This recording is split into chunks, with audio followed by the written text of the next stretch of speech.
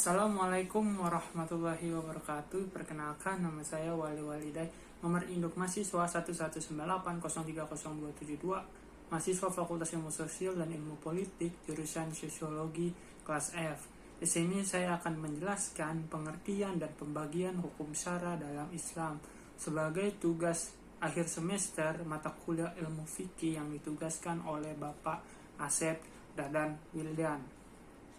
Pengertian hukum syara secara etimologi yaitu kata hukum adalah mencegah atau memutuskan, sedangkan menurut terminologi adalah kalam Allah yang mengatur amal perbuatan orang mukallaf, baik berupa itigo yaitu perintah larangan dan juga anjuran untuk mengamalkannya atau meninggalkannya, ataupun tahir yaitu kebolehan untuk orang mukallaf memilih antara melakukan atau tidak melakukan, atau wadi ketentuan Allah yang menetapkan sesuatu sebagai sebab, syarat, atau mani. Selanjutnya adalah pembagian hukum syara. Secara garis besar, para ulama membagi hukum syara itu menjadi dua macam, yaitu taklifi dan juga hukum wadi.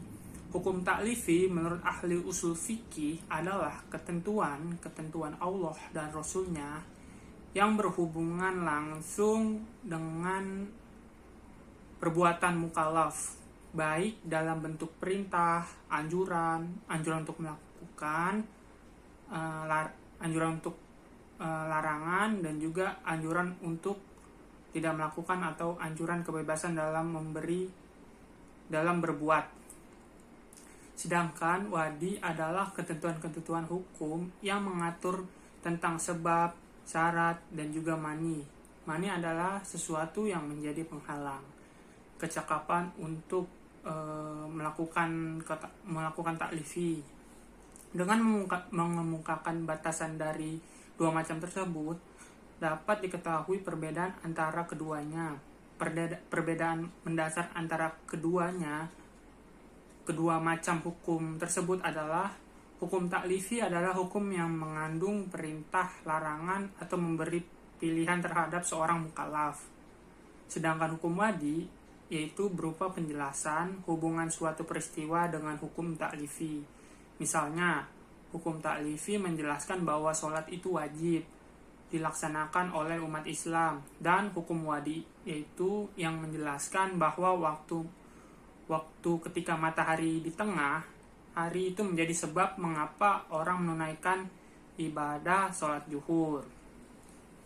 Selanjutnya, saya akan menjelaskan hukum dan hadis yang berkaitan dengan hukum taklifi, yaitu terbagi 5. Yang pertama adalah ijab atau mewajibkan, yaitu ayat atau hadis dalam bentuk perintah yang mengharuskan untuk melakukan suatu perbuatan. Misalnya ayat yang memerintahkan untuk melakukan sholat dan menunaikan zakat. Yang kedua adalah nadab, anjuran untuk melakukannya, yaitu ayat atau hadis yang menganjurkan untuk melakukan suatu perbuatan. Yang ketiga itu ada tahrim, yang melarang, yaitu ayat atau hadis yang melarang secara pasti untuk meninggalkan suatu perbuatan. Yang 4 ada karoha, yaitu ayat atau hadis yang menganjurkan untuk meninggalkan suatu perbuatan. Yang kelima ada ibahah, yaitu ayat atau hadis yang memberi pilihan seorang untuk melakukan atau meninggalkan suatu perbuatan. Dari sisi hukum taklifi yang ditemukan oleh Abdul Wahab Khalafah terbagi kepada 5 macam, yaitu yang pertama wajib, yang kedua mandub, yang ketiga haram, yang keempat makruh, yang kelima mubah. Dasar pembagian tersebut adalah bahwa ketentuan Allah dan Rasulnya terhadap suatu yang berupa perintah terhadap suatu perbuatan, maka perbuatan itu hukumnya wajib. Ketentuan yang berupa anjuran untuk melakukan itu menimbulkan hukum mandub, suatu larangan menimbulkan hukum haram dan anjuran untuk meninggalkan perbuatan itu menimbulkan hukumnya makruh. Ketentuan yang memberi kebebasan untuk melakukan dan tidak melakukan menimbulkan hukum mubah. Selanjutnya adalah hukum wadi. Hukum wadi adalah ketentuan syariat dalam bentuk menetapkan sebagai syarat atau sebagai mani. Dengan demikian, hukum wadi terbagi kepada 3 macam, yaitu sebab. Sebab secara bahasa berarti sesuatu yang bisa menyampaikan seseorang kepada sesuatu yang lain. Menurut istilah usul fikih, yaitu sesuatu yang dijadikan oleh syariat sebagai tanda bagi adanya hukum dan tidak adanya sebab. Sebagian tanda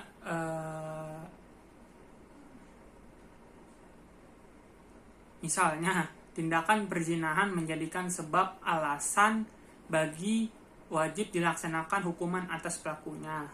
Seperti itu contohnya. Yang kedua adalah syarat. Menurut bahasa, kata syarat berarti sesuatu yang menghendaki adanya sesuatu yang lain atau sebagai tanda. Menurut istilah usul fikih, sesuatu yang tergantung kepadanya ada sesuatu yang lain dan berada di luar dari hakikat sesuatu itu. Misalnya, wudu adalah salah satu syarat wajib untuk sholat. Untuk sholat. Yang ketiga yaitu ada mani. Kata mani secara etimologi berarti penghalang dari sesuatu. Secara terminologi, sesuatu yang ditetapkan syarat sebagai penghalang bagi adanya atau penghalang bagi berfungsinya suatu sebab. Begitulah yang bisa saya sampaikan. Kurang lebihnya mohon maaf. Kekurangan datangnya dari saya, kelebihan datangnya dari Allah Subhanahu wa Ta'ala. Mohon maaf bila penyampaian saya terbata-bata. Itu merupakan suatu kelemahan ilmu bagi saya. Terima kasih sudah menonton video ini. Wabillahi taufiq wal hidayah. Wassalamualaikum warahmatullahi wabarakatuh.